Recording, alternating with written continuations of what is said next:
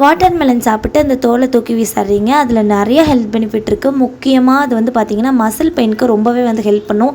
இந்த நிறைய வெயிட் தூக்கி வேலை பார்க்குறவங்க, அதே மாதிரி நிறைய தூரம் வந்து டிரைவிங் பண்ணுறவங்களுக்கு அடிக்கடி வந்து இந்த மசில் பெயின் இருக்கும். ஸோ அதுக்கு வந்து இது அடிக்கடி எடுத்துக்கும் போது கொஞ்சம் ரிலீஃபாக இருக்கும். ஸோ அதில் இன்றைக்கி சூப்பராக ஒரு ஹல்வா எப்படி சரின்னு சொல்லி பார்க்கலாம். ஃபஸ்ட்டு அந்த ஸ்கின் மட்டும் பீல் பண்ணிக்கோங்க. உள்ளே இருக்க க்ரீன் பார்ட்டை நல்லா கிரேட் பண்ணிவிட்டு இந்த மாதிரி ஒரு கிளாத்தில் தண்ணியை மட்டும் வடிச்சிட்டு அந்த பார்ட் மட்டும் தனியாக எடுத்து வச்சுருங்க.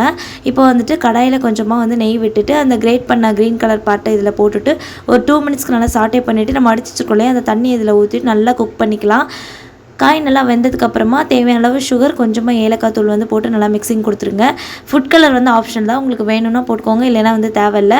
கடைசியாக வந்து நெய்யில் முந்திரி பருப்பு தாளிச்சு கொட்டிங்கன்னா சூப்பராக இருக்கும். எனக்கு கொஞ்சம் முந்திரி கருகிருச்சு, நீங்கள் கருக விடாமல் வந்து போட்டு ஆட் பண்ணி சாப்பிட்டு பாருங்கள், செம டேஸ்ட்டாக இருக்கும். வீட்டில் இருக்கவங்களுக்கு கொடுத்து என்னன்னு சொல்லி கண்டுபிடிக்க சொல்லுங்கள், கண்டிப்பாக கண்டே பிடிக்க மாட்டாங்க. ட்ரை பண்ணி பார்த்துட்டு எப்படி வந்துச்சு அப்படின்றத மறக்காமல் கமெண்ட் செக்ஷனில் சொல்லுங்கள். பாய்.